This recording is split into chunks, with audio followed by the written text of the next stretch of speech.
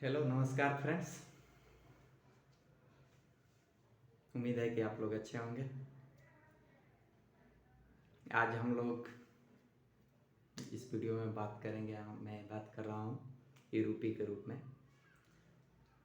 तो हम लोग एक बदलाव के दौर से गुजर रहे हैं और आज एक हमारे पेमेंट सिस्टम में एक जो नई बदलाव की कड़ी जुड़ी है वो ई रूपी के रूप में जुड़ा है।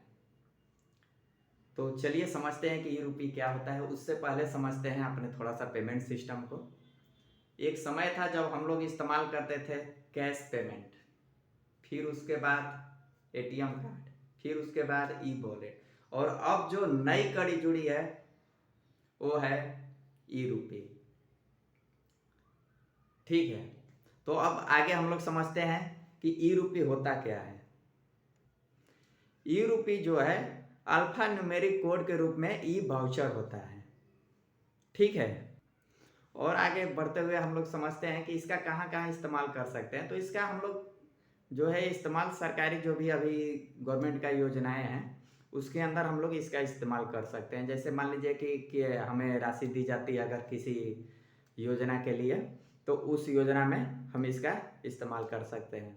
चलिए उससे पहले एक चीज़ और मैं क्लियर कर देता हूँ आपको। जो बाकी हमारा जो पेमेंट का जो सिस्टम है उसके अंदर जो भी मतलब बाकी जो पेमेंट मेथड है और ये जो है ये थोड़ा सा अलग है वो सभी से।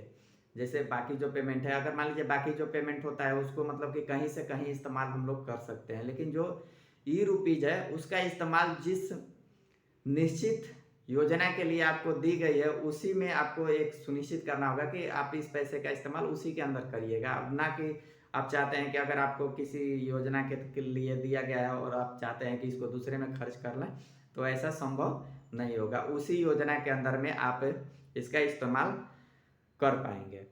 इससे बेनिफिट ये है कि जिस कई सारी योजनाएं सरकार के होती हैं जो धरातल पे जितनी बेहतरीन परफॉर्मेंस देनी चाहिए उतना नहीं हो पाता है, उस योजना का वो सफल नहीं हो पाती है। इससे क्या होगा कि जिस उद्देश्य से योजना को लागू किया जाएगा उस उद्देश्य की प्राप्ति होगी। जैसे मान लीजिए कि आपको जो है बाल कल्याण योजना हो गया, महिला स्वास्थ्य का हो गया, चाहे टीबी से रिलेटेड हो गया, जो भी कुछ है योजना, अगर मान लीजिए उसके लिए आपको पैसा दिया जाता है, किसी को पैसा दिया जाता है और वो उस पैसे का कहीं पे इस्तेमाल कर लेता है, उस योजना में नहीं करता है, तो जो लाभार्थी है उसका मतलब कि बेहतरीन जो है इस्तेमाल न कर पाने के कारण इस योजना का जो लक्ष्य है वो पूरा नहीं हो पाता है। तो इससे क्या होगा कि उस योजना को कि जो लक्ष्य है उस प्राप्ति में एक इसका सहायक भूमिका होगी। और इसका सबसे मतलब कि बोल सकते हैं कि बेनिफिट ये है कि सरकार से सीधे अगर मैं योजना के लिए लाभ लेना है मुझे उस योजना के साथ, तो सरकार से मुझे डायरेक्ट पैसे आएंगे और मुझे जहाँ पे देने हैं वहाँ पे डायरेक्ट दे देना है पैसा, मतलब कि जो हम उससे जहाँ से लाभ लेंगे। इसमें बीच में मतलब कि किसी बिचौलिए का हाथ नहीं होगा। हम लोग जो है थोड़ा सा करप्शन से इस चीज़ से बचेंगे। तो ई रूपी जो पेमेंट का सिस्टम है इससे थोड़ा सा हमें करप्शन से बचाव होगा। लेकिन अब आगे देखना है कि कितना मतलब कि बेहतरीन परफॉर्मेंस इसकी देखी जाएगी। तो मैं उम्मीद करता हूँ कि ये वीडियो आप लोगों को अच्छी लगी होगी। और बस इसके बारे में तो और बहुत सारी कुछ हैं बताने के लिए, लेकिन इतना ही पे स्टॉप करता हूँ। शुक्रिया, थैंक यू।